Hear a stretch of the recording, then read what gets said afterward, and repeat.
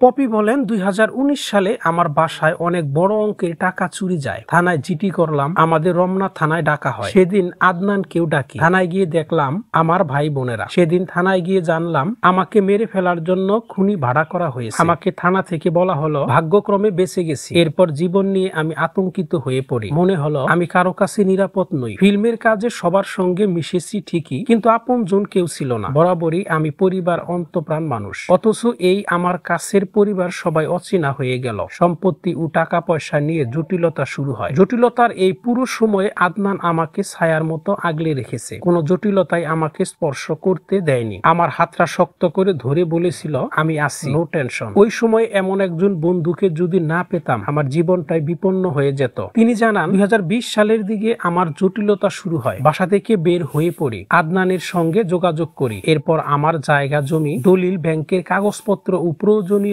সব ডকুমেন্ট পুলিশের সহযোগিতায় উদ্ধার করি। আদনানি তখন আমাকে বাঁচিয়েছে। পরিস্থিতির কারণে আমরা বিয়ে করতে বাধ্য হই। ২০২০ সালের নভেম্বরের বাসায় কাজী ডেকে বিয়ে করি। আমার আত্মীয় স্বজন ছিলেন। আত্মীয়দের অনেকের নাম এখন বলবো না, কারণ নাম প্রকাশ পেলে তারা আমার মায়ের শত্রু হয়ে যাবে। এটা সত্য, বিয়েতে আমার মাকে ডাকিনি। হয়তো এটা বিশ্বাস করবে না কেউ, কিন্তু এটাই সত্য। আমার মা চাইতেন না আমি বিয়ে করে সংসারী হই। পপি বলেছেন বিয়ের পর আমি আমার মতো সংসার শুরু করি, আলাদা থাকি স্বামীর সঙ্গে ধানমন্ডিতে। আমার সংসার বাঁচানোর জন্য আমি সিদ্ধান্ত নিয়েছি। এরপর আমার স্বামী যেভাবে চেয়েছে সেভাবে জীবনটাকে গুছিয়ে নিয়েছি। আমি কিন্তু অনেকবার বলেছিও বিয়ের পর আমি সিনেমা ছেড়ে দেব। আমার স্বামী না চাইলেও সিনেমায় কাজ করব না।